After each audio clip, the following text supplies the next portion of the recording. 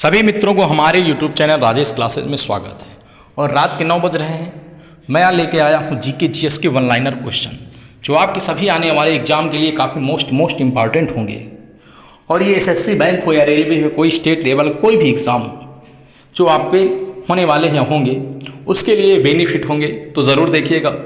तो बिना देरी करते हुए हम क्वेश्चन की ओर चलते हैं, टाइम बिना वेस्ट किए। पहला क्वेश्चन है, शिशुनाग वंश का अंतिम शासक कौन था? नंदिवर्धन था। शिशुनाग वंश का संस्थापक कौन था? अमात्य शिशुनाग था। अगला, शीतला अष्टमी त्यौहार कितना पुराना है?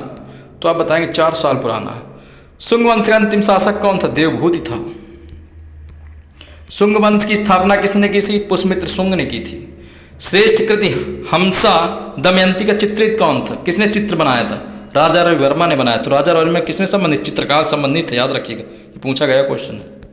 सती प्रथा का पहला लिखित साक्ष्य किस अभिलेख से प्राप्त हुआ है? तो एरण अभिलेख से प्राप्त हुआ है। किससे? एरण अभिलेख से। सबसे पुरानी भारतीय संगीत रचना कौन? ध्रुपद धमार शैली। ध्रुपद या ध्रुपद धमार शैली है।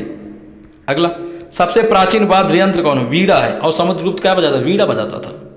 सम्राट अशोक के शासनकाल में पाटलिपुत्र में कौन सी बौद्ध संगति का आयोजन किया? तृतीय बौद्ध संगति 255 ईसा पूर्व में। अगला ये रहा, कह रहा है सम्यक दर्शन, सम्यक ज्ञान और सम्यक आचरण किस धर्म से संबंधित? त्रिरत्न जैन धर्म से संबंधित है। अगला क्वेश्चन ये रहा हमारा, और कह रहा है कि बताइए सर्वप्रथम दुर्भक्षी यानी अकाल की जानकारी देने वाला अभिलेख कौन? तो साहगौरा अभिलेख है। सर्वप्रथम भारत को इंडिया किसने कहा था? यूनानियों ने कहा था। सर्वप्रथम भारतवर्ष का जिक्र किस अभिलेख में? भारतवर्ष नाम का भारतवर्ष का जिक्र किस? तो आप बताएंगे हाथी गुफा अभिलेख में, खारवेल का हाथी गुफा अभिलेख। अगला, सर्वप्रथम सिक्कों पर लेख किसने लिखवाए थे? यवन शासकों ने लिखवाए थे। संस्कृत भाषा व्याकरण की पुस्तक अष्टाध्यायी के लेखक कौन? पढ़नी है। अगला, सांची का स्तूप किसके शासनकाल में बना था? अशोक के शासनकाल में बना था। सांची का स्तूप किसने बनवाया था? अशोक ने बनवाया था। सातवाहन वंश की स्थापना किसने की थी? सुमुक ने की थी। ज़्यादा टाइम नहीं लगेगा, मैं आपको अच्छे क्वेश्चन करवा रहा हूँ। सातवाहनों के अधिकतर सिक्के किस धातु के बने? शीशे के बने होते थे। सातवाहनों ने स्थानीय अधिकारियों के रूप में किसके अधीन काम किया था? मौर्य वंशों के अधीन काम किया था।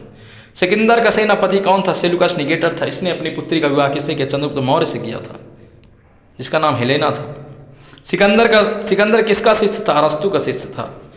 सिंधी भाषा में मोहनजोदड़ो क्या कहा जाता? मृतकों का टीला या सिंध का बागान कहा जाता था। सिंधु घाटी के घर किसके बने थे? पक्के ईंट के बने थे। सिंधु घाटी सभ्यता का सबसे बड़ा अन्नागार कहाँ से मिला? मोहनजोदड़ो से मिला है। अगला, सिंधु घाटी सभ्यता का स्थल कालीबंगा कहाँ? राजस्थान में। काली चूड़ी इसका मतलब, काली चूड़ी यहाँ से मिली। सिंधु घाटी और यहीं से कालीबंगा से क्या मिला है? और घोड़े के अस्थिपंजर मिले। सिंधु घाटी सभ्यता के नगर प्रमुख विशेषता के नगर सभ्यता जो एक दूसरे की सड़कें संपूर्ण काटती थी। सिंधु घाटी सभ्यता की प्रमुख विशेषता क्या? व्यवस्थित शहरी जीवन था, तो शहरीकरण बस्ती थी। अगला, सिंधु घाटी सभ्यता के लोगों के नगरों तथा घरों बनाने वाली पद्धति कौन थी? ग्रिड पद्धति। जैसे सिंधु घाटी सभ्यता में अग्निकुंड कहाँ से प्राप्त है? लोथल कालीबंगा। सिंधु घाटी सभ्यता के चावल के भूसी के धान के लोथल और रंगपुर से प्राप्त हुए। लोथल गुजरात से, रंगपुर भी गुजरात में। सिंधु घाटी सभ्यता नर्तकी एवं कांस्य की मूर्ति कहाँ से मिली? मोहनजोदड़ो से मिली है। सिंधु घाटी सभ्यता मृतकों का टीला किसे कहा जाता है? मोहनजोदड़ो को कहा जाता है। सिंधु घाटी सभ्यता का काल क्या था? 2400-1700 ईसा पूर्व था। सिंधु घाटी सभ्यता बंदरगाह कौन सा था? लोथल गुजरात का था। सिंधु घाटी सभ्यता बंदरगाह वाला नगर कौन था? लोथल, जो भोगवा नदी किनारे बसा था। सिंधु घाटी सभ्यता काल का निर्धारण किस विशेष पद्धति? कार्बन, रेडियो कार्बन C14 द्वारा। यहाँ पर C14 है, C14 द्वारा ज्ञात किया गया है। सिंधु सभ्यता लोग मिठास के लिए किसका प्रयोग करते? शहद का प्रयोग करते थे। अगला, सिंधु घाटी सभ्यता की शहरें और गलियां कैसी? सीधी और चौड़ी थी। सिंधु सभ्यता में मुख्य फसल कौन सी थी? गेहूं और जौ थी। सिंधु घाटी की खुदाई किससे प्राप्त वस्तु? सिंधु घाटी खुदाई से प्राप्त वस्तुएं क्या? नृत्य करती लड़की की आकृति थी। सिंधु घाटी सभ्यता की लिपि कौन सी? अज्ञात चित्रकार लिपि थी, भावात्मक लिपि थी। सिंधु घाटी सभ्यता के लोग किस देवता की पूजा करते? पशुपति की पूजा करते। पशुपतिनाथ मंदिर कहाँ? तो आप बता दें नेपाल काठमांडू में है। सीरिया के राजा अंतियोकस के राजदूत का क्या नाम था? जो बिंदुसार के दरबार में आया था, डायमेकस नाम था। अगला,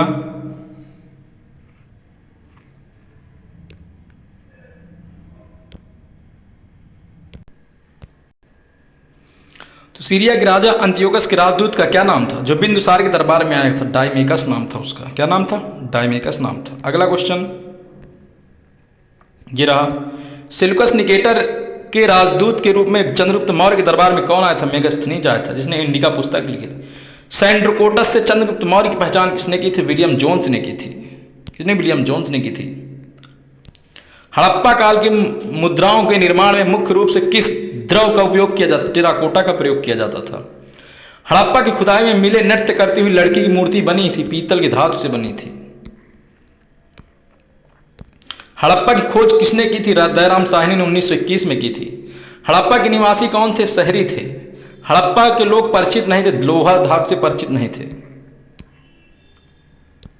हड़प्पा सभ्यता किससे संबंधित? कांस्ययुगीन सभ्यता से संबंधित। हर्यक वंश का अंतिम शासक कौन था? नागदशक था। हर्यक वंश का संस्थापक कौन था? बिंबिसार था। मगध में इसने हर्यक वंश की स्थापना की थी। हर्षवर्धन के धार्मिक उद्देश्य से किए गए भूमिदान का वर्णन किस अभिलेख में मिलता है? तो बांसखेड़ा के अभिलेख में मिलता है। हाथी गुफा अभिलेख का संबंध किस शासक के? जहां पर भारत वर्ष का उल्लेख मिलता है, कलिंग राज खारवेल, कलिंग का राजा खारवेल। हीनयान का प्रमुख ग्रंथ कौन सा था? कथावस्तु था। हीनयान तथा महायान किस धर्म से संबंधित? बौद्ध धर्म से संबंधित थे। तो बच्चों आज हमारे यहीं तक क्वेश्चन थे। लगभग मैंने आपको 60 क्वेश्चन वन लाइनर करा दिए हैं जो काफ़ी मोस्ट इंपॉर्टेंट है। यदि आपको क्वेश्चन अच्छे लगते हैं चैनल को लाइक कीजिए, सब्सक्राइब कीजिए, अपने दोस्त यारों में शेयर कीजिए और अपने माँ बाप के सपने को सच करिए और अपने माँ के लिए एक लाइक तो करिए ही दीजिए और चैनल को सब्सक्राइब भी कर लीजिए। ओके, थैंक यू, धन्यवाद, जय हिंद, जय भारत। ओके।